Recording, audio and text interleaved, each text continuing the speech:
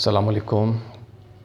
कुछ स्टूडेंट्स ने डिमांड की थी कि कुछ ऐसे वर्ड्स को डिस्कस किया जाए जो बहुत कन्फ्यूजन पैदा करते हैं। फॉर एग्ज़ाम्पल मॉडल्स यानी मॉडल वर्ब्स, जैसे कि ये मे है, मे माइट है, कैन, कुड, शुड, वुड।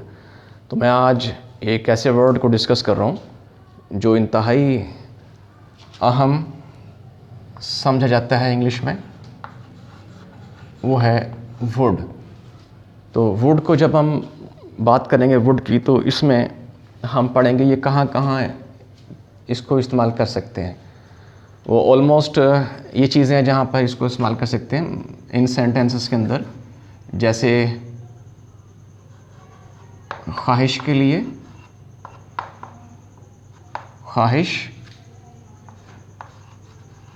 इल्तिजा यानी रिक्वेस्ट, और आदत के लिए, और मुस्तकबिल में किसी काम पर जोर देने के लिए। तो ये वो पॉसिबिलिटीज़ हैं जहाँ पर हम इसको वुड को इस्तेमाल कर सकते हैं। वैसे वुड एक्चुअली ये पास्ट फॉर्म है विल की, जैसे will, would, would, shall, should है। तो इसी तरह ये पास्ट फॉर्म है विल की, यानी कि कुछ ऐसे सेंटेंसेस होते हैं जैसे डायरेक्ट इनडायरेक्ट है, तो उसको जब हम मिलाते हैं, अगर रिपोर्टिंग स्पीच अगर पास्ट हो तो उसको भी हम पास्ट में कर लेते हैं, बेशक वो फ्यूचर में ही क्यों ना हो रिपोर्टेड स्पीच। तो ये हमारा टॉपिक आज का वुड का इस्तेमाल है। तो ये वो जगह हैं जहाँ पर हम इसको इस्तेमाल कर सकते हैं। अब मैं एग्जांपल्स दूंगा। तो जैसे फर्स्ट है, ये ख्वाहिश है, डिज़ायर है,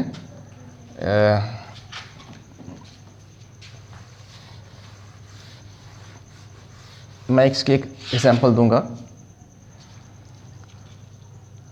कि काश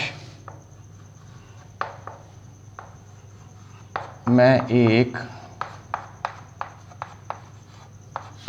डॉक्टर होता या होती। तो जहन में ये रखना है कि हम वुड का यूज़ कर रहे हैं सेंटेंसेस के अंदर।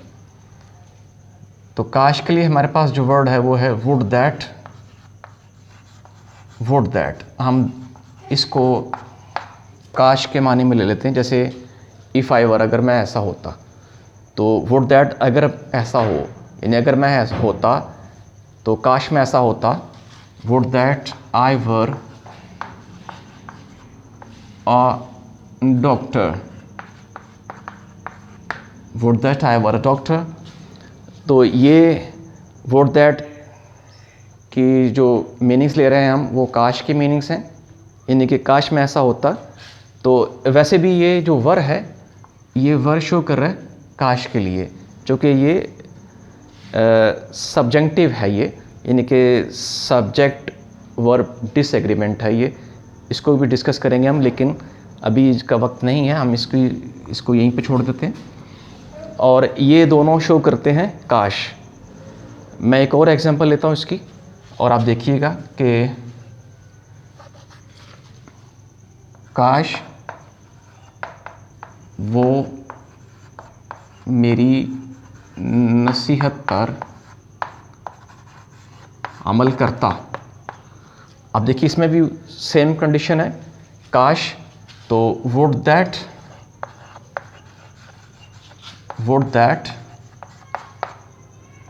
ही, जो कि वो है, तो सब्जेक्ट आपका ही, had acted upon my advice.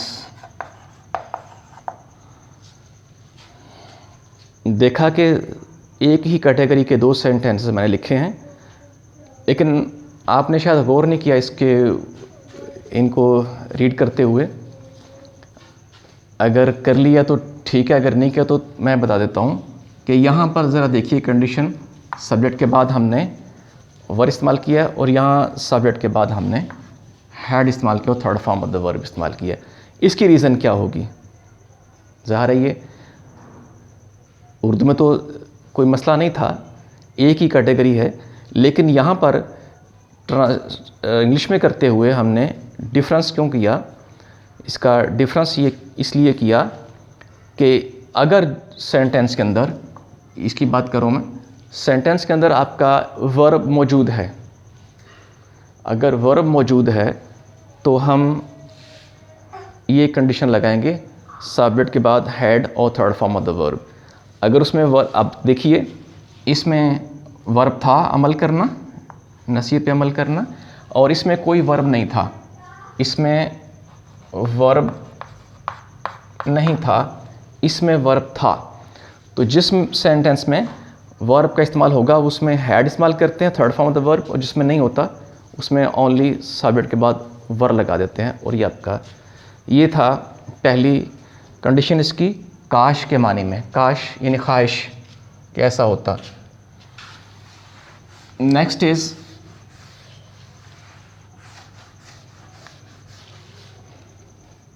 Page बहुत छोटा है। नेक्स्ट है जी इल्तिजा, यानी रिक्वेस्ट है। जैसे मैं कहता हूँ क्या आप चाय पिएंगे, क्या आप चाय पिएंगे, तो इसमें आपने किसी से रिक्वेस्ट की है, किसी से पूछा है उसके कि वो क्या चाहता है। तो यहाँ पर हम भी वुड का इस्तेमाल करते हैं, वुड यू लाइक टी, क्या आप चाय पीना पसंद करेंगे, वुड यू लाइक टी। मैंने शॉर्ट फॉर्म में लिखा है इसको, तो ये इसका आपका हो गया इल्तिजा के लिए, रिक्वेस्ट के लिए। नेक्स्ट हमने पढ़ा था आदत के लिए। अगर मैं हैबिट या आदत को इस्तेमाल करूं इसके अंदर, तो आप देखेंगे कि वो रोज़ाना कपड़े धोती है। तो ये इसकी हैबिचुअल एक्शन हुआ, ये आदत हो गई इसकी रोज़ाना। शी वुड वॉश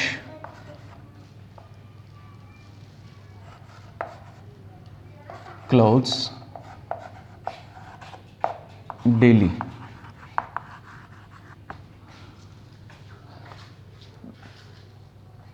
एक सेंस में आप देखें तो लगता है जैसे कि ये प्रेजेंट इंडेफिनिट टेंस है, ये सिंपल प्रेजेंट डेफिनिट टेंस है, जिसको हम शी वॉशेस क्लोथ्स डेली, हम इसको शी वॉशेस क्लोथ्स डेली भी कर सकते थे। लेकिन चूँकि हम इस्तेमाल कर रहे हैं वुड का, तो इस बेस पर हमने वुड को इस्तेमाल किया है।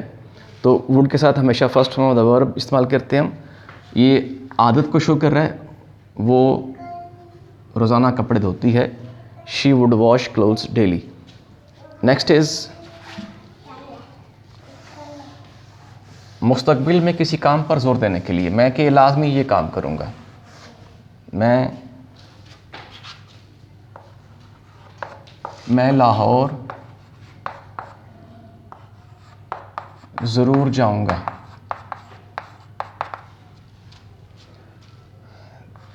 यानी मुस्तकबिल में किसी काम पर जोर दिया हमने, एम्फसाइज़ किया कि लाजमी ये करूँगा। तो I would go to Lahore, मैं लाजमी जाऊँगा। यानी ये शो कर रहा है कि मैंने इरादा किया है कि हर हाल में मैंने जाना है। I would go to Lahore. तो ये 4 पॉसिबिलिटीज़ थी। इस वुड को इस्तेमाल करते हुए हमने चारों चीज़ों को डिस्कस कर लिया है, और नेक्स्ट हम देखेंगे कोई और चीज़।